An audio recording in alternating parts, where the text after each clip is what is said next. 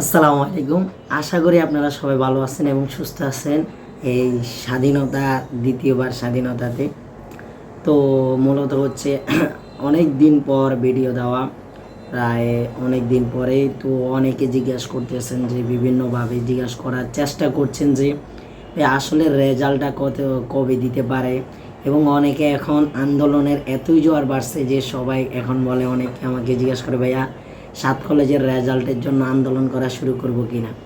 তো আসলে আন্দোলন করার কোনো কিছুর দরকার নেই, কারণ হচ্ছে কি এখনো পর্যন্ত নতুন সরকার গঠন এবং সরকার পরিবর্তনের কারণে বিভিন্ন ইউনিভার্সিটিতে যারা বিসি আছে এবং প্রক্টর আছে সবগুলার পদত্যাগ চলছে।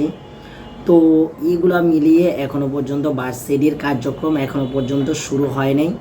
যদিও কিছুদিন গতকালকে মনে শুনলাম জাহাঙ্গীরনগর বিশ্ববিদ্যালয় তারা আবেদন করছে স্টুডেন্টরা তাদের জন্য এই মাসের 18 তারিখে ক্লাস শুরু করে দেওয়ার জন্য।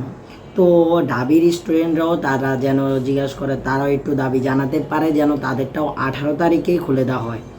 তো এটা মূলত ঢাবিরটা নিয়ে আপনাদের মূলত সমস্যা। ঢাবিতে যেদিন কার্যক্রম শুরু হবে এবং সকল কার্যক্রম শুরু হওয়ার পরেই কিন্তু আপনাদের 7 কলেজের রেজাল্ট, আমি বারবার বলেছি আগেই, 7 কলেজের রেজাল্ট অনেক আগেই প্রস্তুত হয়ে গেছে। এবং শুধু এই সকল কার্যক্রম, আন্দোলন এবং দ্বিতীয়বার স্বাধীনতা সব কিছু মিলিয়ে এখন পর্যন্ত ভার্সিটির কার্যক্রম শুরু হয় নাই, যার কারণে এখনও পর্যন্ত ঢাবির 7 কলেজের রেজাল্ট এখনও পর্যন্ত দেওয়া হয়নি। শুধু ঢাবির 7 কলেজের আন্ডারে যে কলেজগুলো আছে সেগুলার না, আপনাদের কৃষি এক্সামটাও এখনও পর্যন্ত কবে হবে তার কোনো গ্যারান্টি দেওয়ার কোনো ঠিক টুনা নেই। এছাড়া যে জিএসটিতে এখনও পর্যন্ত মেরিট মাত্র 2টা দিয়েছে, এখনও পর্যন্ত আরও 2টা মেরিট বাকি। যদিও একটা মেরিট দিলে সিট কমপ্লিট হয়ে যাবে, আর একটা মেরিট দেওয়ার প্রয়োজন হবে না যেভাবে দেখা গিয়েছে।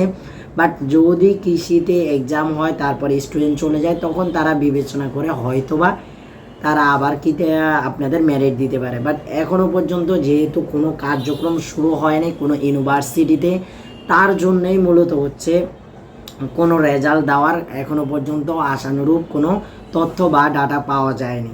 তো মূলত আশা করা যাচ্ছে এই 2-3 সপ্তাহের মধ্যে, অর্থাৎ এই মাসের মধ্যে কোনো একটা ঘোষণা চলে আসতে পারে। তো এছাড়া আপনাদের অপেক্ষা করা ছাড়া আসলে এখন পর্যন্ত কোনো করার কিছুই নেই। আন্দোলন করার কোনো প্রয়োজন নেই, কারণ কার্যক্রম শুরু হলেই আপনাদের রেজাল্ট দেওয়া হবে।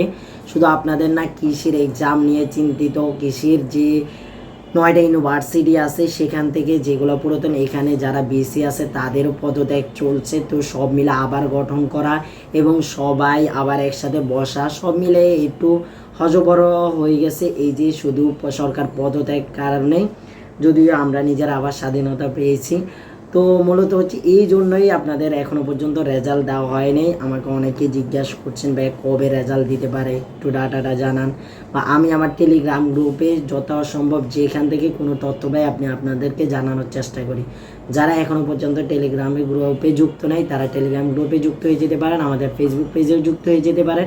আমরা সর্বোচ্চ চেষ্টা করব ঢাবির 7 কলেজ যে কোনো রেজাল্ট দেওয়ার যে সময়, এবং জাতীয় বিশ্ববিদ্যালয় বলেন সবগুলো রেজাল্ট যখনই দেওয়ার কোনো বিজ্ঞপ্তি ঘোষণা পাবো সর্বোচ্চ সবার আগে দেওয়ার চেষ্টা করব। এবং সেটা ভিডিওর মাধ্যমে হোক, সেটা ইউটিউবের মাধ্যমে হোক, সেটা আপনাদের টেলিগ্রাম গ্রুপে হোক এবং ফেসবুক পেজে হোক আপনাদের জানিয়ে দেওয়ার চেষ্টা করব। তো অপেক্ষা ছাড়া আসলে এখন পর্যন্ত কিছুই নেই। তো নিজেদের এই যে সময়টা নিজের অন্য কাজে লাগাইতে পারেন। এছাড়া এখন আমি যেটা বারবার বলি, অপেক্ষা ছাড়া করার কিছু নেই। তো সবাই ভালো থাকেন, সুস্থ থাকেন। আশা করছি এখনও পর্যন্ত সবাই সুস্থ আছেন এবং আন্দোলনে যারা ক্ষতিগ্রস্ত হয়েছেন এখন রিকভার করার সময়, সেটা করে নেন। ইনশাল্লাহ আপনাদের প্রত্যাশা অনুযায়ী রেজাল্ট আসবে।